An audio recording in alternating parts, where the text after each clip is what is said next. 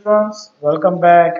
I am Rikesh sir और हमारा आज का टॉपिक है गैल्वेनोमीटर। ठीक, यहाँ पे आप देख सकते हैं ये ओरिजिनल गैल्वेनोमीटर कैसे दिखता है और ये उसका कंस्ट्रक्शन है, इंटरनल कंस्ट्रक्शन।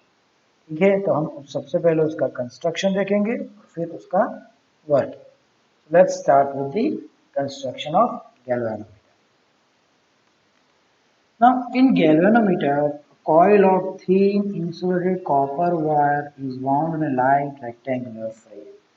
यहाँ पे आप देख सकेंगे ये जो कॉइल है, यहाँ पे ये वाली कॉइल है। ओके, ये रेक्टेंगुलर फ्रेम पे वाउंड करके इस तरह से ये कॉइल है।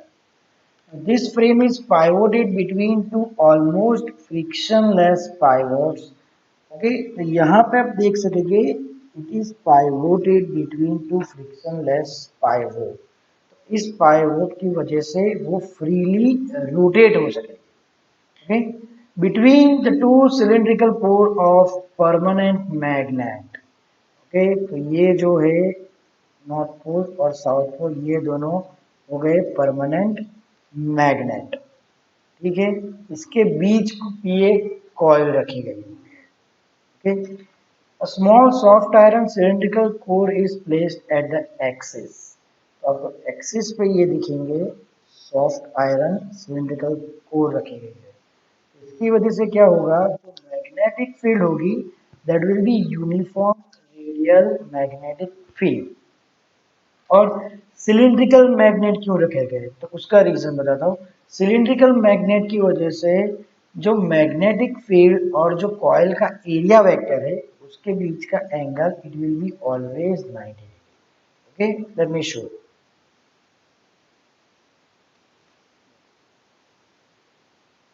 ये नॉर्थ पोल लेंगे, ये साउथ। जब मैग्नेटिक फील्ड नहीं कर रही है तो that is always, that will not make any angle normally. ये रही इसकी मैग्नेटिक,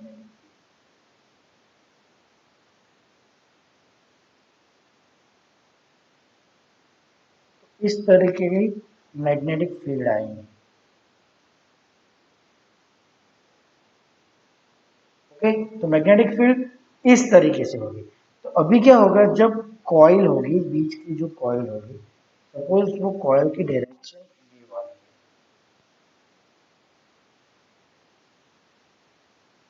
है। ओके, तो इसका एरिया वेक्टर ये हो गया।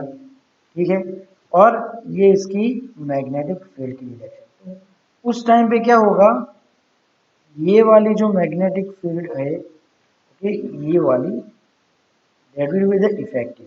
तो मैग्नेटिक फील्ड और कॉइल का एरिया वेक्टर के बीच का एंगल कौन सा हुआ, 90 डिग्री। ठीक है, सपोज कॉइल की डायरेक्शन कोई और,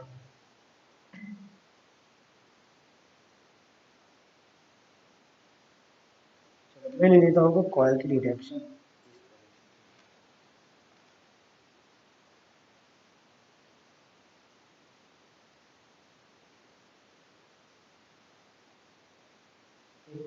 ये वाली डायरेक्शन। अभी एरिया वेक्टर कौन सा आएगा, ये वाला आएगा। Okay, so now this will not be the effective magnetic, effective magnetic field कौन सी होगी,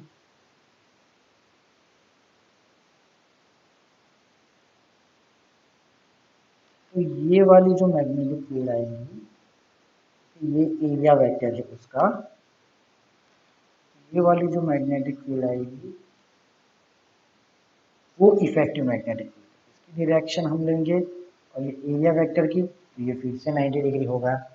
okay, so at whatever degree the coil rotates, every time the effective magnetic field will make an angle 90 degree with the area vector. Okay, now see when current is passed, क्या होगा, जब coil में current pass होगा, तो हमने आगे देखा था मैग्नेटिक फील्ड की प्रेजेंस में अगर कॉइल में करंट पास होगा then a torque is produced. So what will happen? A torque will act on this coil, and due to that torque, the coil will deflect. Coil will be deflected. Okay? और जितना deflect होगा तो यहाँ पे एक pointer लगा आप देख सकते हैं, पॉइंटर है, तो पॉइंटर भी डिफ्लेक्ट होगा।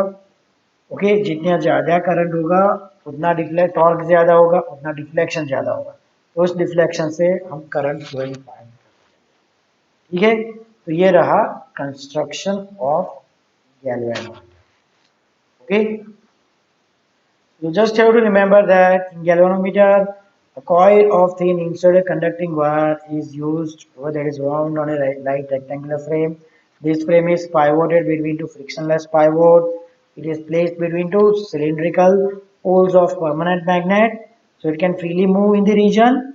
The small soft iron cylindrical core is placed at the axis, which produce uniform, due to which uniform radial magnetic field is produced. Now when current passes, it produces torque, the coil gets deflected, and the deflection can be measured using a pointer. Okay, now let's see its working.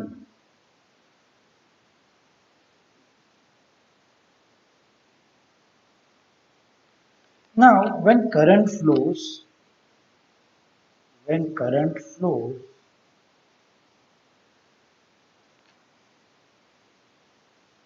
torque acts on the coil.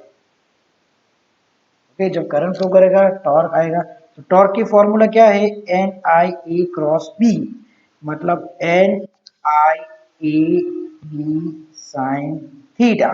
हमने देखा कि angle every time it is 90 degree, तो the value of sine 90 is N I A B into 1, clear, because theta will be equal to 90 degree. तो torque होगा N I E B, तो इसकी वजह से क्या होगा, वो रोटेट होगा, तो इसके नीचे स्प्रिंग आएगी, ये हम देख रहे हैं, ये स्प्रिंग है। ओके, तो स्प्रिंग में क्या होगा, रिस्टोरिंग टॉर्क प्रोड्यूस होगा। सो रिस्टोरिंग टॉर्क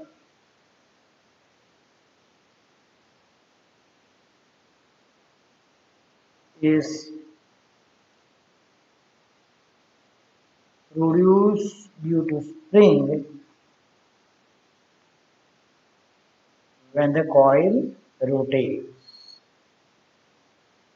ओके, अब जब ये पॉइंटर आके स्टेशनरी हो जाएगा, तो उसका मतलब होगा the torque applied due to the magnetic field and current carrying in the coil is equal to the restoring torque, right. तो उसका मतलब रिस्टोरिंग टॉर्क क्या, फॉर्मूला क्या है, force we know F equal to minus K X, restoring force. तो restoring torque की formula आएगी, restoring torque की फाइव। ओके, रिस्टोरिंग टॉर्क की फॉर्मूला आ जाएंगी K phi minus K five.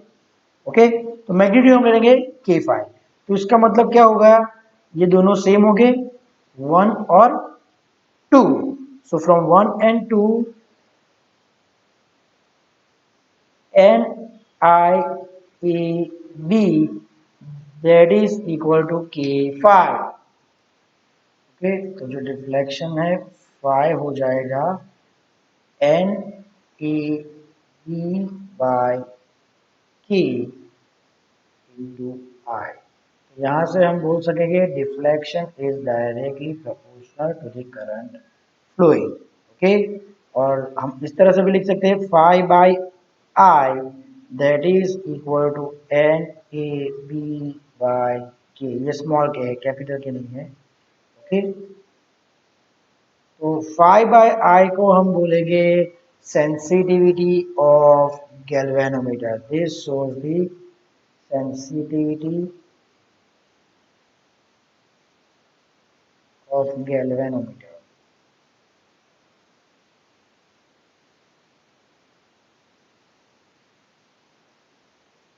Okay, 5 by I that will represent the sensitivity of galvanometer। Okay, तो हम definition लिख सकते हैं, deflection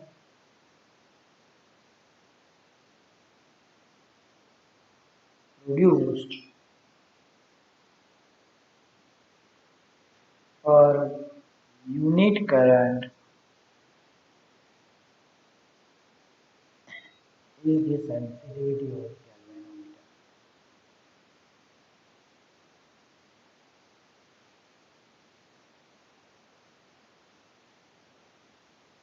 Okay, so higher its value, higher will be the sensitivity of galvanometer, means more precise value of the current it can find out.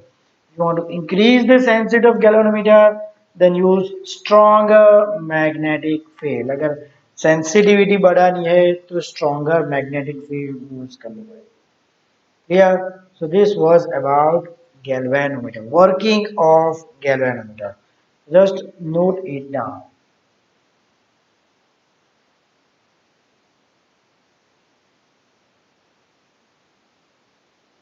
Okay, students, so that's it for today.